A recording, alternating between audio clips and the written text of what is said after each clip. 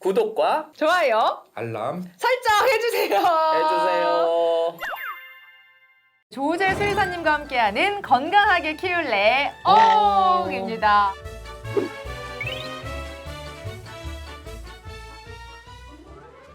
오늘은 네. 고양이 쪽의 호흡기 질환에 대해서 알아보도록 할게요. 네, 고양이 호흡기 질환 같은 경우에도 취약한 종이 있는 건지 아니면 외부의 환경에 의해서 좀 이런 병들이 생기는 건지 궁금한데요. 선천적으로 생기는 경우도 있고요. 그러니까 환경이나 외부 요인에 의해서 많이 생겨요. 네. 바이러스, 네. 세균, 아니면 이물질, 알러젠 이런 것들이 이제 다 문제가 일으켜지는 건데 고양이 애들 중에서도 원래부터 있는 종들이 있고요. 사람이 일부러 만들어낸 종들이 있습니다. 막 그 교배를 해가지고 더 귀엽고 예쁘게. 그렇죠. 그렇게 해서 일부러 교잡을 해서 음. 브리딩하는 경우에 네. 호흡기계 질환뿐만 아니라 다른 것들이 질환이 같이 딸려와요. 이걸 이제 우리가 선천적인 질환이다라고 얘기를 하는데 그렇게 되면은 열성인자들, 선천적 질환들 같은 것들을 같이 가져가죠. 품종 고양이가 네. 뭐 보기에는 아름답고 뭐 어떤 역사가 있고 이렇겠지만 수학적으로 봤었을 때는 제 눈에는 그냥 우리나라 길고양이가 제일 건강해요.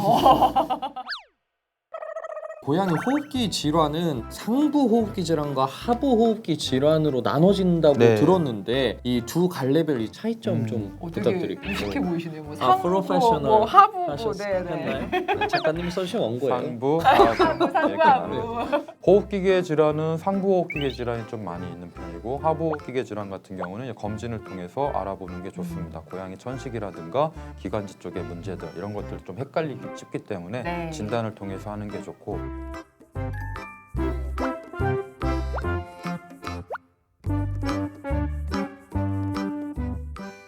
상부 호흡기계 질환은 네. 자주 빈번하게 관찰되는 그런 이제 질환들이고 이제 보통 길고양이들 그리고 네. 보호소에 있는 애들이 많이 오는 거 네. 눈곱 끼고 기침한다 이런 것들이 이제 대부분 상부 호흡기계 질환이다라고 보시면 되겠습니다.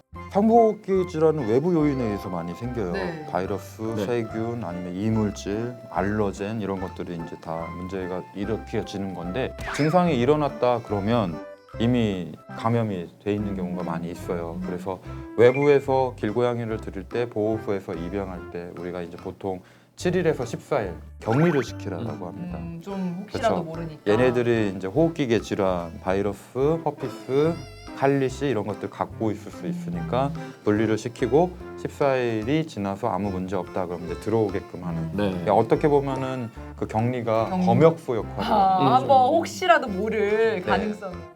상부호흡기계 질환은 화장실에서 오는 경우도 있습니다. 네. 그래서 이게 개방형이냐 오픈형이냐에 따라서 다르고 그리고 화장실이라는 자체가 모래를 쓰기 때문에 파고 덮고 하다 보면은 이게 날려요.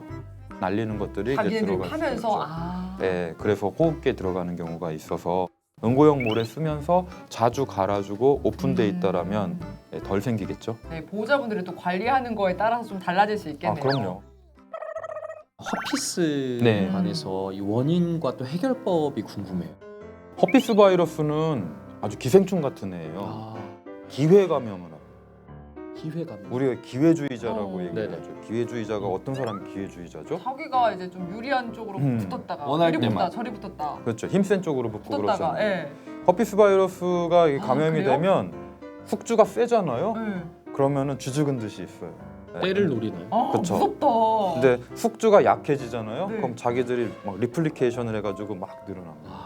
그게 허피스 바이러스예요. 못된 것들이네. 네. 그래서 허피스 바이러스는 면역력이 약한 애들한테 그러면 이제 막 많이 발생을. 그렇죠. 그래서 면역력을 키워주고 건강하게 밥 잘 먹게 해주고 뭐 항산화제 잘 챙겨주고 이러면 이런 허피스 바이러스들이 많이 안 생기겠죠. 이것과 관련해서 잘못된 학설이라든가 잘못된 상식은 있어요. 뭐냐면 허피스 바이러스를 예방하기 위해서 엘라이신 제제를 먹으면 된다.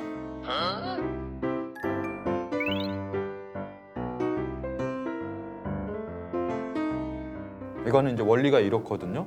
허피스 바이러스라는 애가 바이러스잖아요.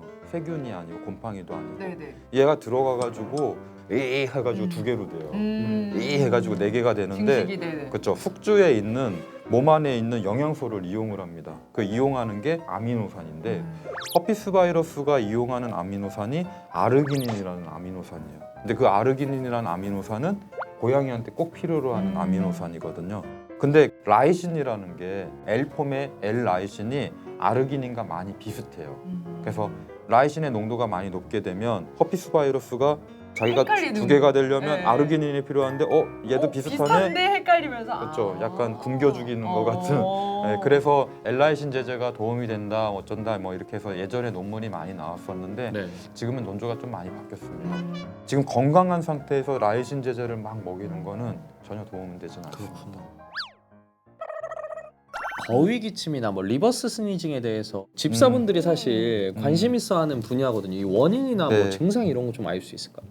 우리 물놀이 할 때 호스 눌러보시죠. 호스. 네, 누르면 더 옆으로. 세게. 예, 이런 관인데 물이 그대로 나오는데 이거를 살짝 누르게 되면은 내강이 좁아지면서 압력이 세지니까 물이 더 멀리 세게 나가죠. 나와, 멀리 마찬가지입니다. 네. 기관이 있는데 이 공간이 좁아지게 되면 그 똑같은 호흡을 하더라도 이게 되게 세지는 거예요. 네. 근데 공기는 적게 들어가요. 그러니까 더 강하게 호흡하려고 하죠. 그래서 그게 소리가 나는 겁니다. 그래서 소리가 나는 거위 거예요. 소리가. 그렇죠. 이렇게 제대로 뚫려 있으면 상관없는데 살짝 어딘가 눌려 있거나 휘어져 있으면. 어떠한 이물질 같은 것들이 쌓여 있다 그러면 넓은 데서 좁은 곳으로 지나가면서 소리가 아주 쇳소리가 나고 큰 소리가 나는 거죠. 네. 원인을 제거해 주면 되겠죠. 그러면 이제 고양이 같은 경우에도 기관지 염이나 천식 있을 수 있잖아요. 그쵸. 네.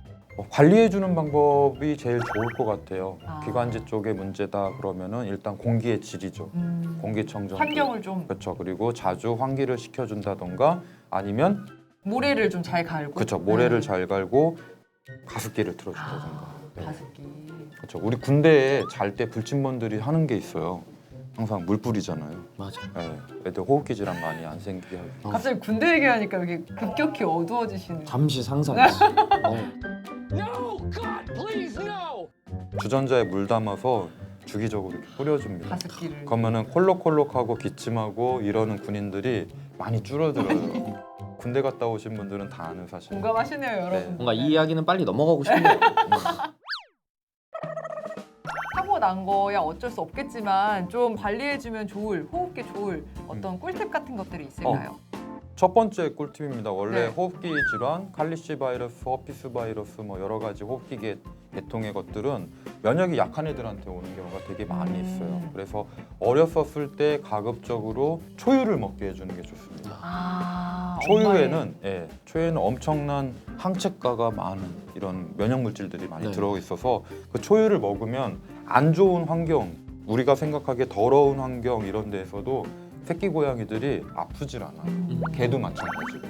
그래서 스텝 1은 엄마의 젖을 먹을 수 있게끔 해주는 거죠. 그게 첫 번째 스텝이고요.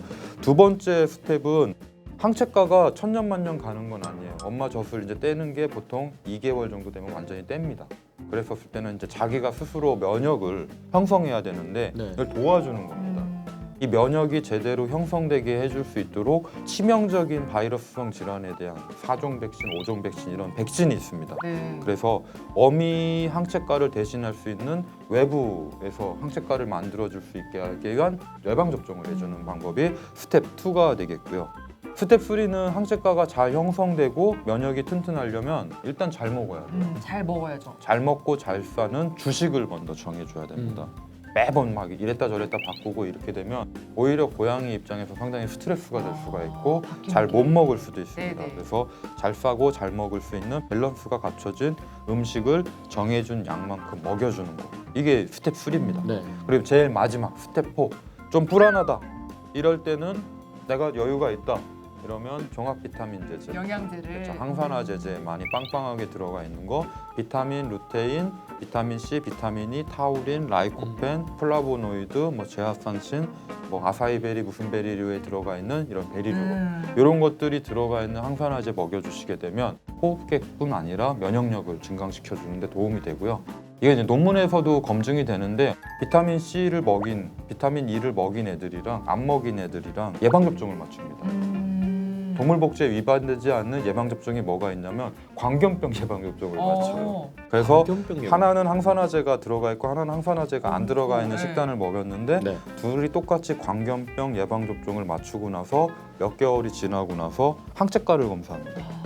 그러면은 이제 비타민류, 항산화제류를 더 많이 처방받은 애들이 광견병 예방접종을 맞고 이 항체가가 더 많은 거네요. 잘 그런 식으로 이제 간접적으로 증명하는 방법도 있고 혈액을 뽑아서 증빙하는 방법도 있는데 이건 사람에서도 동물에서도 이제 알려진 사실이죠. 이 스텝을 다 밟으면 천하무적이 되지 않을까. 그러니까. 그렇죠. 완벽한 면역력 형성. 네. 그러니까요. 그렇게 많이 비용이 들어가지는 않아요. 맨 마지막에 이제 영양제가 조금 비용이 들어가긴 하는데 나중에 아파서 병원비 들어가는 거에 비하면 네. 아주 적절한 보험입니다. 네. 사랑하는 네. 만큼 이 정도 다 좀 이렇게 하실 수 그쵸. 있지 않을까 그쵸. 싶어요.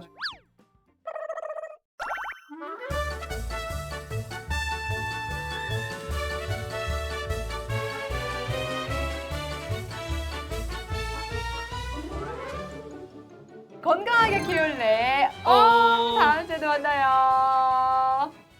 구독과 좋아요. 알람 설정 해주세요. 해주세요.